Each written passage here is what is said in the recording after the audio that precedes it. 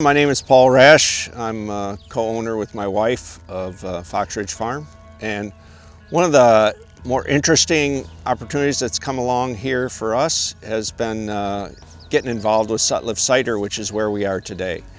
For any of you that don't know about Sutliff Cider,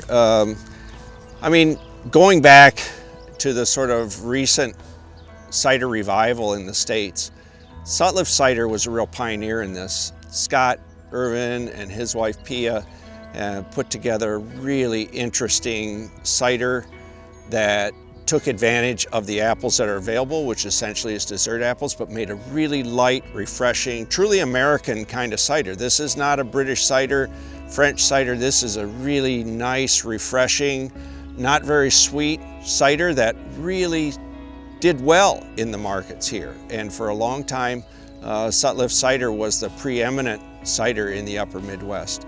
We have a chance to take that early momentum that had developed with Sutliff Cider and try to build that into something that is a kind of unique cider offering for this area.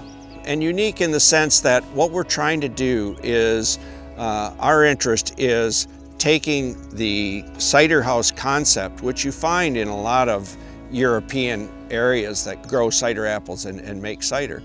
So we're looking to bring that cider house experience into fuller fruition here, and at the same time to expand the offerings that we have beyond just cider, beyond just the cider house, and really look at capitalizing on a really full-on farm market type effort.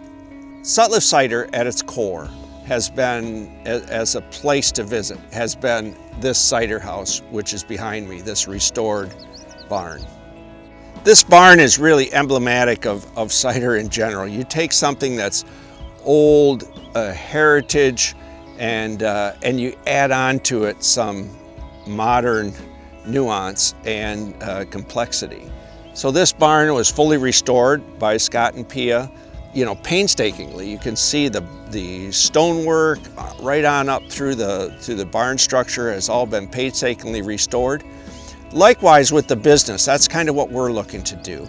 There was a great base business here, and that business included not just the production of hard cider that was quite successful, but also events, largely music events, and almost all on a Sunday afternoon. So this has become a sort of local destination spot for bicyclists, motorcyclists, and just everybody in the area. A big part of what we're going to be doing here, and then we're going to be starting pretty soon, is expanding on the cider house offerings to include more ciders, as well as a lot of food offerings. The food will be a combination of sides and freshly smoked meats, which is all going to be prepared from locally produced stuff, veggies, fruits, things like that. So there'll be a fairly full food offering, as well as expanded cider offerings. We're starting to do different ciders that will include things like oak ciders. Some of our new English cider apple and French cider apple varieties will find their way into mixes there. So there will be both traditional Sutliff cider offerings as well as an expanded repertoire of that. And we'll have some local beers as well, of course, to wet the whistle with.